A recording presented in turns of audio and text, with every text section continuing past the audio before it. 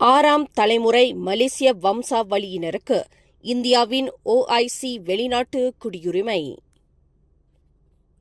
வெளிநாட்டில் வசிக்கும் இந்திய வம்சாவளியினர் OIC பதிவு செய்வது இப்போது 6வது தலைமுறை சந்ததியினருக்கு நீட்டிக்கப்பட்டுள்ளது.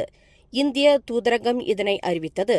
மலேசிய விண்ணப்பதாரர்களுக்கு இந்திய வம்சாவளியின் நடைமுறைகள் மேலும் திருத்தப்பட்டுள்ளன. இந்தியாவிற்கும் மலேசியாவிற்கும் இடையிலான மக்களிடையே உறவுகளை வலுப்படுத்துவதற்கும் கல்வி, கலாச்சார ஒத்துழைப்பை மேம்படுத்துவதற்கும் இந்த நடவடிக்கை தொடர்ச்சியான முயற்சிகளின் ஒரு பகுதியாகும்.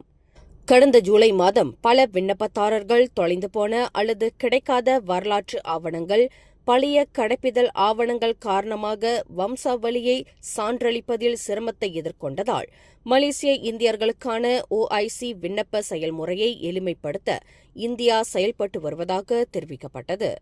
மலேசிய அரசாங்கத்தால் அல்லது முன்னாள் மலாயா அதிகாரிகளால் வழங்கப்பட்ட ஆவணங்களை ஏற்றுக்கொள்ள முடியும் என்பதை எங்கள் அரசாங்கத்தால் ஒப்புக்கொள்ள வைக்க நாங்கள் முயற்சித்தோம்.